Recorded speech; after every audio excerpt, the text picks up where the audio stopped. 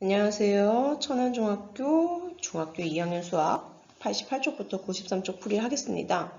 이거 풀이를 하고 있다는 건 함수의 뜻이랑 1차 함수 대충은 알고 계시다는 뜻이에요.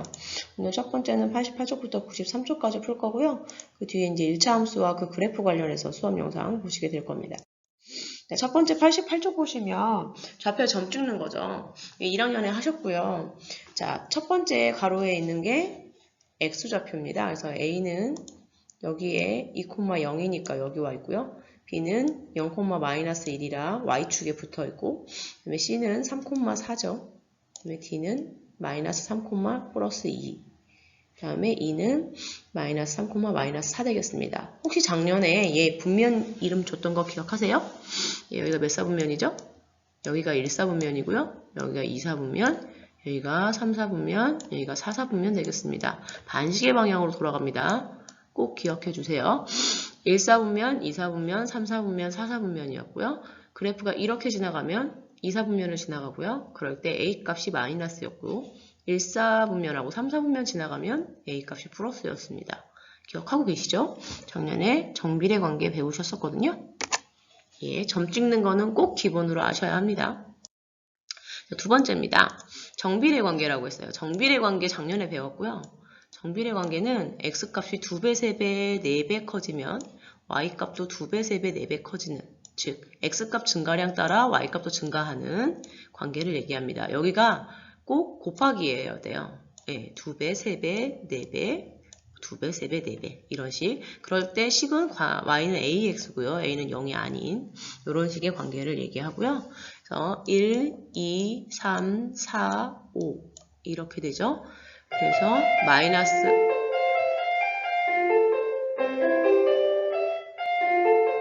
네, 중간 쉬는 시간 종이 올렸네요. 자, 마이너스 3에 시작하니까 마이너스 6, 마이너스 9, 마이너스 2, 12, 마이너스 15. 몇 배? 2배, 3배, 4배, 5배 맞춰주셔야 돼요.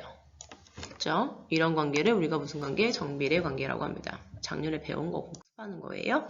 자, 반비례 관계 나왔습니다. 반비례 관계는 X값이 2배, 3배, 4배 커지면 거꾸로 역수인 2분의 1, 3분의 1로 커지는 관계인데요.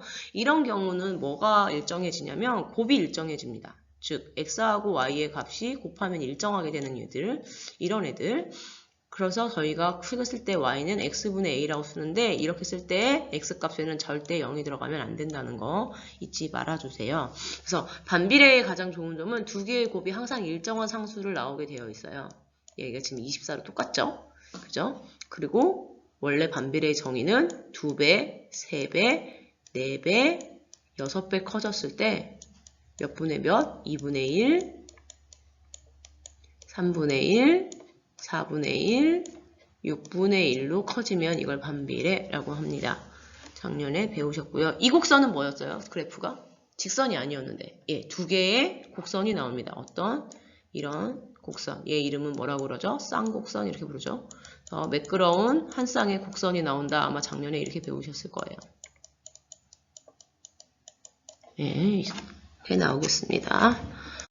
자, 그 다음에 3번 문제 읽어보시면 귤의 개수가 정해져 있어요. 귤이 몇 개로요? 12개로 정해져 있거든요. 근데 사람 수가 많으면 당연히 나눠 먹는 귤이 줄겠죠. 그 뭐예요? 2배 사람이 늘어나면 귤은 반으로 줄잖아요. 그래서 얘는 반비례 관계라는 걸 꼭 기억하시고 반비례 관계 시 12개 반으로 나누니까 6개 3배는 4개 4명이면 3개 먹고 6명이면 2개씩 먹고 12명이면 결국 몇 개씩밖에 못 먹는 하나씩밖에 못 먹는 이런 반비례 관계가 되겠습니다. 중요한 건 x는 0이 들어가면 절대 안 됩니다. 여긴.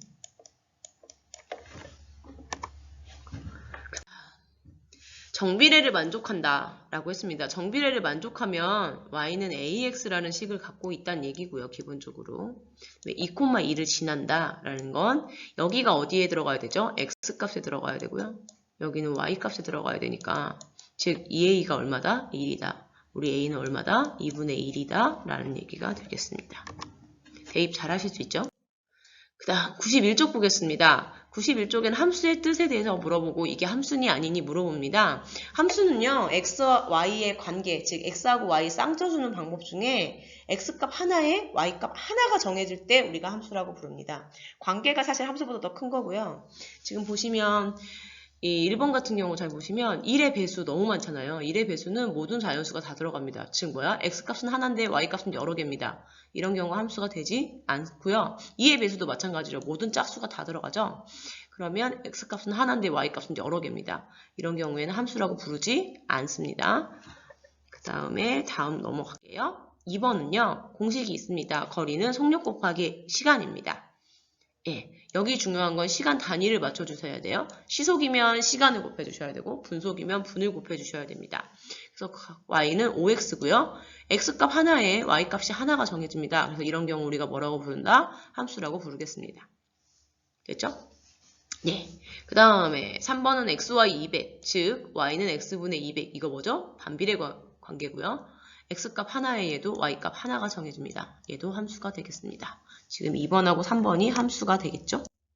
그 다음에 4번은 좀 애매합니다. 왜 그러냐면 반마다 다르잖아요? 일단 1월에 태어난 학생이 만약에 3명인 반이 있거나 우리 반에 학생 조사를 했는데 1월이 없거나 심지어 2월에 태어난 학생이 없거나 아니면 10월에 태어난 학생이 5명이거나 반마다 다를 수 있는데 여기가 문제가 뭐죠? 함수들만 모여야 된다고요? x값 하나에 y값이 반드시 하나여야 된다는 거죠. 보시면 알겠지만 우리 반 인원수는 30명 정도 되고요. 그 중에 12달에 1대1로만 끝나지는 않잖아요. 무슨 소리야? y값이 여러 개인 달이 분명히 존재한다는 얘기죠. x값 하나에 y값이 여러 개인 달이 분명히 존재하고 있기 때문에 이거는 함수가 아닙니다. 라고 얘기하시면 되겠습니다. 이런 건 그냥 관계라고 불러요. 나중에 가시면 대학에 전공하시면 릴레이션 이렇게 부르는데요. 함수는 관계 중에 하나고 그 관계 중에 굉장히 좋은 녀석입니다. x값 하나에 y값이 하나. 이런 관계가 얘기합니다. 예. 아셨나요? 꼭 교과서에 밑줄 그으세요. 함수라고 부를 땐 x값 하나에 y값이 하나로 정해질 때를 저희가 함수라고 그래요. 예, 91쪽입니다. 보기에 y는 500원짜리 단가에 x개 사는 거잖아요. 그래서 식이 500x 되고요. y는 x의 함수이다 이렇게 나오죠. 그 다음에 거기 옆에 식이 있죠. 그러면서 이번에 써달라고 그랬어요. x를 저희 나이라고 하시면 y는 오빠의 나이고요. 오빠는 저보다 4살이 많거든요. 그래서 늘 이런 관계식이 나오고요. x값 하나에 y값이 하나가 되니까 이 식은 함수가 맞습니다. 이렇게 써주시면 되겠습니다. 넘어갈까요? 네. 그 다음 교과서 93쪽입니다. 함수냐라고 하면 이제 뭐가 나오냐면 함수면 y를 fx라고 쓰겠습니다. 뭐라고요? x에 관한 함수라는 뜻입니다. y는. 그래서 이 fx랑 y는 같은 녀석이고요. 그 다음에 y는 fx니까 y는 x에 대한 식이죠. 그러고 난 다음에 여기에 숫자를 넣은 막 이러면 x의 값을 넣은 y 값을 얘기합니다. 즉 함수 값은 무슨 값이냐면 y의 값입니다. 뭐에? 이런 식의 숫자를 넣어준, 즉 F4라는 건 여기에 4분의 1000, 250ml. 제가 지금 여기 놓은 건 반비례식이죠. 우유 먹는 거잖아요. 예. 그래서 우유를 나눠 먹으면 이렇게 나오기 때문에 X분의 1000 이렇게 나왔고요. 여기에 F4, 4를 넣으면 4명이 나눠 먹으면 250ml시고 5명이 나눠 먹으면 200ml를 나눠 먹는 게 되겠죠. 단위는 쓰셔도 되고 안 쓰셔도 됩니다. 지금. 자, 함수값은 뭐의 값이라고요? y의 값입니다. 그 다음에 fx라고 쓰는 이유는 x가 들어갔을 때 y값이기 때문입니다. 즉, x에 4가 들어갔을 때 y값이 이렇게 나온다는 뜻이에요. 됐죠? 가겠습니다. 2번의 1. 원래 첫 번째 fx는 3x입니다. 정비례 관계식이란 얘기고요. 거기에 f3이라고 하면 x에 3 넣어봐. 얼마죠? 9가 되겠죠. 그 다음에 f에 마이너스 5입니다. 3 곱하기 마이너스 5 하면 마이너스 15가 나올 겁니다. 이렇게 나올 겁니다.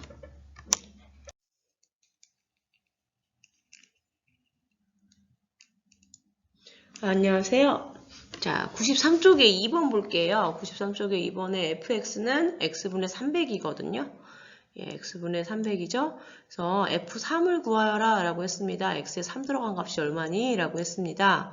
100이죠. 나누시면. 그 다음에 f의 마이너스 5는 마이너스 5 나누기 300 하면 마이너스 60 나오실 거예요.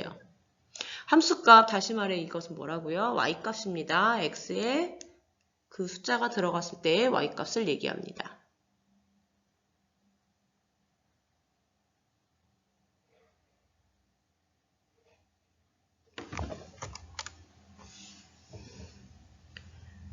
자, 이해하셨나요?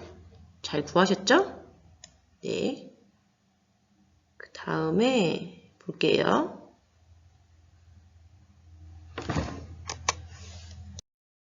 자, 93쪽 볼게요. 예. 지금 93쪽 3번 할 차례고요. 94쪽 3번에 fx는 24-x로 되어 있을 거예요. 예. 확인하셨죠? 그러고 난 다음에 보시면 F3을 구하라고 되어 있잖아요. F3은요. X자리에 3이 들어간 거죠. 그래서 24-3 하면 21이고요. 이렇게 나올 거고요. 그 다음에 F5는 F-5는 그 자리에 마이너스 들어가면 중요한 건 가로를 꼭 쳐주셔야 하고요. 이렇게 가로 쳐주시고 마이너스는 플러스니까 29가 될 거예요. 자, F-5는 얼마라고요? 29가 될 거예요. 자, 함수값 다 이해하셨나요? 무슨 값이라고요? x에 이 값이 들어갔을 때 y값입니다. f값은 꼭 y의 값이라는 걸 잊지 말아주세요. 그 다음에 93쪽 마지막 3번을 보시면 교과서에 그래프가 그려져 있을 거예요. 그래프를 딱 보자마자 어디에 포인트? 얘 직선인데 어디 지나죠? 원점을 지나는 직선이에요. 어딜 지나고 있다고요? 원점을 지나고 있어요. 그리고 AX 정비례 관계라는 건 어디서 알고 있었죠? 작년에 1학년에. 뭐라고? 그래프가 원점을 지나는 직선이면 y는 AX꼴의 정비례 관계를 꼭 지나는데 그러고 난 다음에 여러분 보실 건 지나는 점을 하나 찾아주셔야 돼요. 지나는 점이 지금 1,2라는 걸 찾았거든요. 저는. 1,2 아니어도 2,4를 가져오거나 아니면 여기에 있는 아무 점이어도 괜찮거든요. 1, 마이너스 1, 마이너스 1도 사실 상관없어요. 예, 원하시는 점을 하나 찾아주시고요. 그 다음에 그 점을 찾으셨으면 그 점을 대입하셔야 돼요. x값의 2를 y값의 2를. 그러면 y값은 a가 2가 나오고요. 그래서 이 함수가 뭐가 되냐면 y는 2x라는 식이 나옵니다. 그래서 식이 딱 나오고 난 다음에 함수값을 넣는 거죠. f1은 여기에 1 넣었을 때 2, 0은 당연히 원점을 지나니까 0,0일 테고요. f에 마이너스 2를 집어넣으면 마이너스 2가 되겠죠. 함수값은 이렇게 나올 겁니다. 잘 푸셨나요? 93쪽까지 저희 다 풀었고요. 저희 93쪽을 풀 수 있다는 얘기는 함수가 뭔지, 함수값이 뭔지 알았다는 얘기거든요. 그리고 여기가 끝나고 나면 저희는 1차 함수에 관한 그래프를 공부를 할 예정이에요. 1차 함수는 뒤에 영상을 보시겠지만 1차 방정식과 굉장히 유사해요. 1차 방정식은 x에 대한 1차식 이꼴 0으로 되어 있을 때 우리가 1차 방정식이라고 했거든요. 근데 그럼 1차 함수는 어떻게 될까요? x에 대한 1차식인데 y는 이렇게 써있고 그 가운데가 x에 대한 1차식 이렇게 되어 있겠죠. 그래서 일반적인 형태가 y는 ax 플러스 b꼴이에요. 이거를 1차 함수 꼴이라고 하고요. 나중에 이 그래프를 그리다 보면 그 뒤에 나오는 b가 y 절편이 된다라는 거를 알게 되실 거예요. 아직 용어 다 낯설죠? 괜찮습니다. 자, 첫 번째 이제 94쪽부터 수업을 드실 1차 함수의 뜻과 그래프는 y 다음에 x에 대한 1차식이 쓰여져 있고요. 작년에 여러분 정비례 관계식 배우셨죠? y는 ax 배웠었거든요. 걔도 1차식이잖아요. 뭐인 상수항이 0일 뿐이죠. 자, y는 ax 그래프 특징이 뭐였어요? 직선이었거든요. 그 얘기는 뭐예요? 1차 함수의 그래프는 다 뭘로 생겼다? 직선이 나올 거다라는 걸 알고 가셔야 합니다. 여러분이 작년에 정비례 관계를 배우는 이유는 올해 2학년에 뭐를 배우기 때문에 1차 함수를 배우기 위한 기초고요. y는 ax가 1차 함수의 가장 쉬운 형태고 그 뒤에 상수에 따라서 그래프가 위로 올라가거나 아래로 내려가게 될 거예요. 그래서 그래프에 대한 자세한 설명을 들으시면 되겠습니다. 이 단원은 끝나고 나면 여러분한테 아마 그래프를 그리는 수행평가를 볼 수 있었으면 좋겠거든요. 혹시 못 본다 하면 2학기로 넘어갈 수 있는데요. 103쪽에 그림 보는 것처럼 자로 연결하는 거 보이시죠? 두 점만 있으면 직선을 그릴 수 있잖아요, 우리가. 그래서 함수식에서 두 점만 찾아주시면 두 점만 있어도 1차 함수식을 찾을 수 있어야 되고요. 그 대표적으로 두 점이 X축에 붙어있는 점, Y축에 붙어있는 점, 고급진 용어로 그걸 X절편, Y절편 이렇게 얘기하고요. 그렇게 그리거나 아니면 기울기를 가지고 그리거나 그리는 방법을 3가지 정도 배우게 될 겁니다. 그래서 함수 그래프를 그리는 거에 대한 초점을 많이 물을 것이고요. 그 다음에 제일 마지막에 이거 1학기 할 수 있을지 자신이 없는데요. 여러분 연립방정식 배우셨잖아요. 연립방정식이라는 식이 기본적으로 X하고 Y에 대한 1차식으로 되어 있죠. 그래서 Y는 꼴로 다 바꿀 수가 있거든요. 그럼 연립방정식에 나왔던 그 식이 결국은 뭐냐면 1차 방정식이 될 거고 1차 방정식 2개로 해를 구하는 거잖아요. 연립방정식이. 그 얘기는 함수로 연결시키시다면 직선 2개가 만나는 거예요. 자, 우리 작년에 뭐를 배웠냐면 얘들아 도형에 두 직선의 위치관계라는 걸 배웠어요. 기억이 날까요? 예, 두 직선의 위치관계 뭐였었어요? 한 점에서 만나거나 평행하거나 일치하거나 였었어요. 기억나세요? 위치관계가 3가지가 있었거든요. 그래서 우리가 연립방정식을 사실은 풀 때 연립방정식의 해가 조건이 몇 가지냐면요. 3가지예요. 해가 있으면 몇 개? 하나여야 하고요. 해가 너무 많을 수도 있어요.